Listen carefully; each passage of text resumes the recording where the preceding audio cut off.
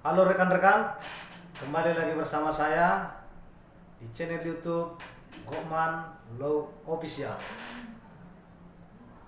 Kali ini kita akan membahas upaya ataupun langkah hukum yang dapat kita tempuh apabila kita mengalami tindak pidana penganiayaan.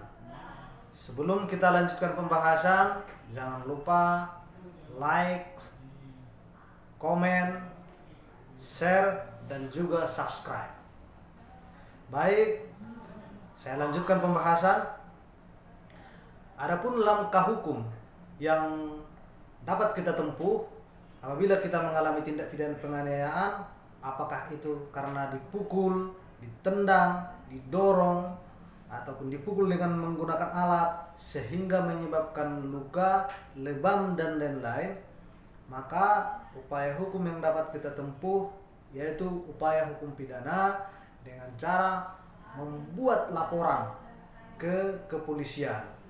Tapi buat laporannya di kepolisian di mana tindak pidana itu terjadi.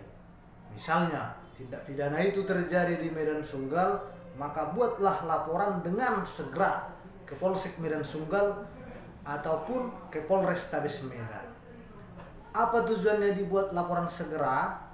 Supaya tidak hilang lukanya ataupun lebamnya. Karena kalau kita membuat laporan setelah kejadian sudah berlangsung lama, maka bisa saja nanti lukanya hilang, sehingga tidak bisa lagi dipisum. Jadi saran saya kalau buat laporan itu segera, jangan menunggu lama.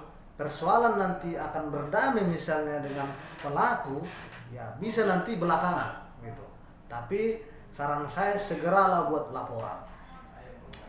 Kemudian ada teman saya kemarin yang bertanya, bagaimana kalau pelaku itu yang memukul duluan, kemudian kita balas?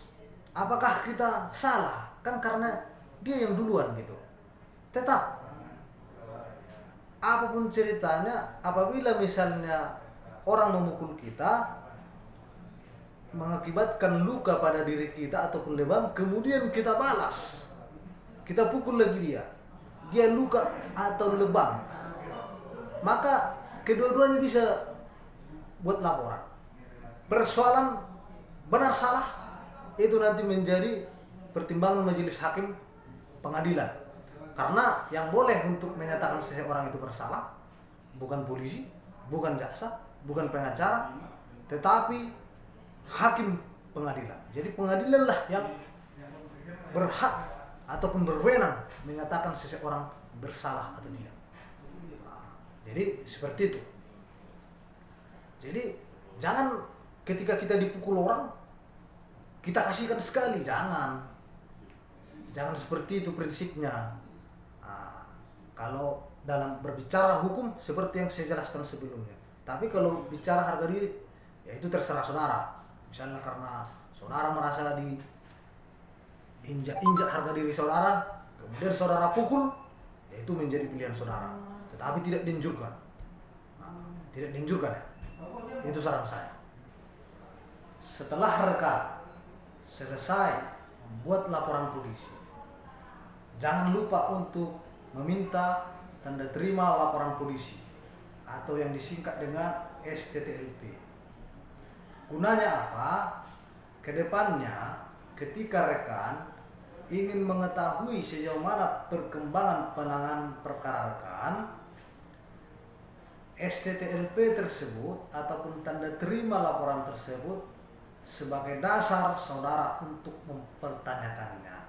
Misalnya ketika saudara ingin mempertanyakan apakah pelaku sudah diperiksa, pelaku sudah ditangkap, pelaku sudah ditahan, ataupun pelaku apakah sudah ditetapkan menjadi tersangka atau tidak. Sebagai dasar saudara untuk mengetahui perkembangan tersebut, yaitu tanda terima laporan polisi yang saya sebutkan tadi. Selain kegunaan yang saya sebutkan tadi, kegunaan lain yaitu agar saudara lebih mudah untuk mengetahui siapa penyidik yang menangani perkara saudara. Jadi demikianlah penjelasan saya mengenai langkah hukum yang dapat kita tempuh apabila kita dianiaya oleh orang lain. Yang saya sebutkan tadilah langkah hukumnya. Apabila ada yang ingin bertanya, maka dapat membuat pertanyaan di kolom komentar yang tersedia. Demikian penjelasan saya. Semoga penjelasan saya ini bermanfaat bagi rekan-rekan sekalian. Salam keadilan.